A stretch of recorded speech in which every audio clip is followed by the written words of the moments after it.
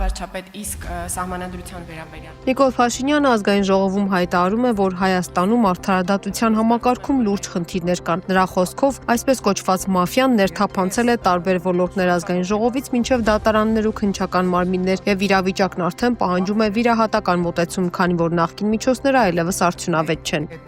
Առաջիկա մանդատը Վարչապետը հավատացնում է, թե ԿՊ-ն ժողովրդից զերող քաղաքական մեծամասնություն է։ պետք է ժողովուրդը խաղաղության մանդատին տեր կանգնի եւ այն ի կատարում հանձնի քաղաքացիական պայմանագիր կուսակցությունը, որովհետեւ տեսեք, ես նոր ինչ էինք խոսում, երբ որ կա խաղաղություն, մնացած թոշակն էլ կա, առողջության ապահովագրությունն էլ կա, պողպատե մանդատն էլ կա, իմիջիայլոց այդ բանը չի նկատվում այդ կապերը, որովհետեւ ելի եմ ասում, երբ որ էսկալացիոն տրամաբանություններ կա, այնուամենայնիվ առաջին, երկրորդ, երրորդ, չորրորդ, հինգերորդ, վեցերորդ տեղում օրակարգի այդ հարցերն են։ Այն մյուս հարցերը իրենց կարևորությունը խամրում է հասկանալիորեն եւ ընդունելիորեն, որովհետեւ առավել եւս այն պայմաններով, երբ որ հազար ու մի ներքին եւ արտաքին կապեր կան, որոնք ինչ որ ազդեցություններ կարող են ընդհանուր իրադրության վրա ունենալ։ Խաղաղությունը ամեն ինչ է եւ խաղաղությունը սովորական դարձնելու մանդատն է այդ մանդատը։ Ծառայողներ Կառավարությունը կարող է պատրել իր վերնաշապիկը ասելով, թե վարչական ռեսուրս չի կիրառվում։ Ստում եք, փաստում է Գեղամ Մանուկյանը։ պետական ամբողջ համակարգին հրահանգվել է մեքենա ունեցողները կիրակի օրը մի մարդու պես պետք է մասնակցեն ավտոերթին, կարակ հերքեք, կարակ ասեք ճիշտ չի, բայց ամեն պետական աշխատող լսելու է ձեր հերքումը ու ասելու է լավ ինչքան կարելի է ստել։ Իրականում ուզում եմ մանրամասն անդրադառնալ կառավարության գործունեությանը 21 թվականի կառավարության ծրագրին եւ 25 թվականի կատարողականով ուր ենք հասել։ Ու երբ որ ելույթս պատրաստել էի, հարցը հետևյալն է։ Լավ, որ կառավարության գործունեությունը քննարկենք, կառավարության եւ կառավարության ղեկավարի որ ասածը հիմք ընդունենք, քանի որ անցնող 5 տարվա ընթացքում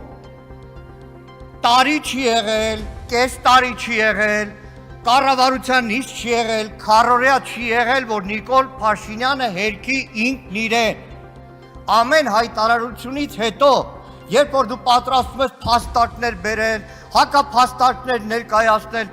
մինչև դու պատրաստում ես, մեկ էլ հաջորդ անգամ լրիվ հարություն աշճան հակառակն է։ Սիրելի հայրենակիցներ, այս տարի այս կառավարության գործունեությունը ավարտվում է։ Այսօր Նիկոլ Փաշինյանը նոր մի բանով փայլեց։ 21 թվականին հավատացել եք իրեն, հավատացել եք, որ խաղաղություն է լինում, հավատացել եք այն թեզին, որ այդ տեսեք ես խնդիմությունը գալու է ու պատերազմ է լինելու, հավատացիք, գնացիք, քվեարկեցիք, ընտրեցիք կառավարություն, ստացաք 22 թվականի պատերազմ, 23 թվականի ռազմական գործողություններ, 23 թվականի սեպտեմբեր 19-20-ի ադրբեջանական ագրեսիա, խաղաղության բերողի իշխանության ժամանակ, մեկ էլ այսօր եկել է Նիկոլ Փաշինյանը, ձեզ ասում է գիտեք,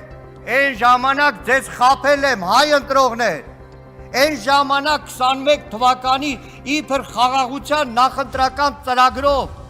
որ եկել ձեր թվեն եմ մուրացել, էդի խաբել եմ ձեզ, մատս խաչ եմ արել, որտեվ ինչու ասում, պսևդո դաշնակցական նախընտրական ծրագիր եմ գրել։ Այսինքն հիմա 26 թվականի ընտրություններին, որ Աստված մի արածե եւ դժվար թե ընտրվեք 5 տարի հետո գալու եք ասելու եք սիրելի ժողովուրդ, այն ժամանակ էլ պսևդո ադրբեջանական նախընտրական ծրագիր եմ գրել։ Հակակոռուպցիոն կոմիտեն ձերբակալել է ուժեղ Հայաստանի արտաշատի ներկայացուցիչներին ընտրական շարքի կասկածանքով։ Կուսակցության ներկայացուցիչները հայտնում են բերման ենթարկումների եւ խուզարկությունների մասին, գնահատելով դա որպես քաղաքական ճնշում։ Առավոտվանից արշավ է մեր քաղաքական ուժի ուժեղ Հայաստանի նկատմամբ, խուզարկություններ են, բերման են ենթարկվել մեր համակիրներ եւ մեր ցուցակի կին ներկայացուցիչ, սա բավական մտահոգիչ է, որ թիրախավորվում են կանայք, բայց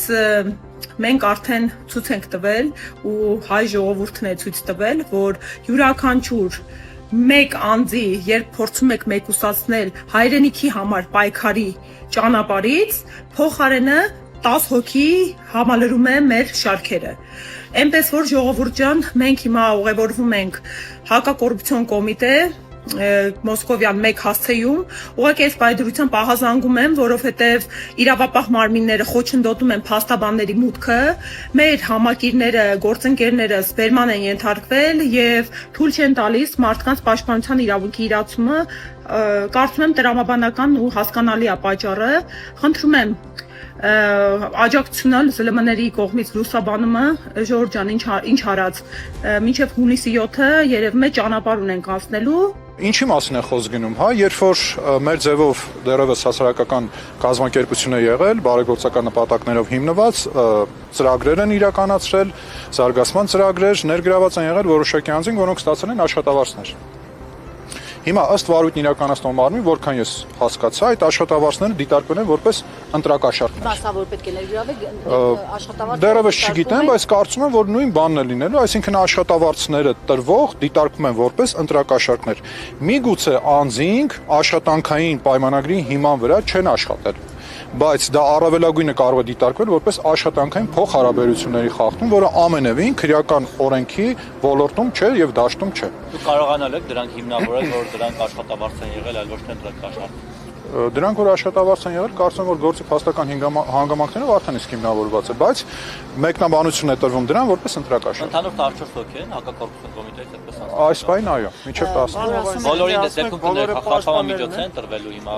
ինչ կա։ Եթե մեղադրանք կա, բնականաբար խափանամիջոց կիրառվելու է։ Ինչ խափանամիջոց, այս բանը չգիտեմ։ Քանի հոգի կա մեղադրանք։ Ոչ, մի հոգի չէ, այս բանը արդեն ունենք 2 անձի մեղադրանք։ Հիմա փաստաբանները աշխատում են, դուրս կգան կասեն։ Հոդվածը երկուսինն էլ ընտրակաշառքն է եւ բարեգործության արգելք, թե առանձին հոդվածն է։ Կա որ միայն ընտրակաշառք է, կա որ երկուսն է։ Այս բանին ավել ինֆորմացիա տալ չեմ կարող։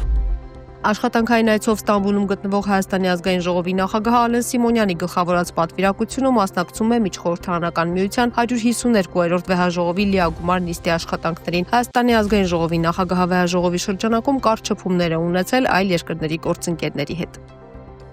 Ռուսաստանի փոխվարչապետ Ալեքսեյ Օվերչուկը այցով Արցախում է ադրբեջանական լրատվամիջոցների հաղորդմամբ ադրբեջանա-ռուսական միջկառավարական հանձնաժողովի անդամները Զանգիլանի շրջանի Աղալի գյուղում ծանոթացել են շինարարական եւ վերականգնողական աշխատանքներին։ Հյուրերին ներկայացվել են Խելացի գյուղնախագծի շրջանակում իրականացվող աշխատանքները, որի հիմքը դրվել է 21 թվականի ապրիլին։ Միջկառավարական հանձնաժողովի 24-րդ նիստը համանախագահելու են Ադրբեջանի փոխվարչապետ Շահին Մուստաֆայևը եւ Ռուսաստանի փոխվարչապետ Ալեքսեյ Օվերչուկը։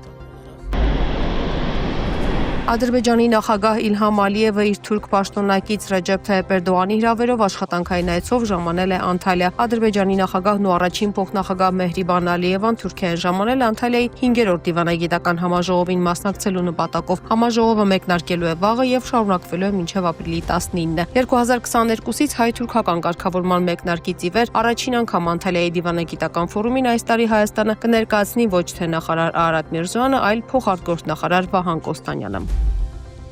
Հայաստանի ՊԵԿ-ը հերքում է Հայաստանից Ադրբեջան արտահանման մասին տեղեկությունը նշելով, որ նման դեպք մաքսային տվյալներով չի արձանագրվել, մինչդեռ ադրբեջանական կողմը պնդում է, թե առաջին անգամ $960 ապրանք է ներմուծվել Հայաստանից եւ նաեւ հայտարարել, որ այս տարվա առաջին եռամսյակում դեպի Հայաստան արտահանել է շուրջ $5.7 միլիոն ապրանք։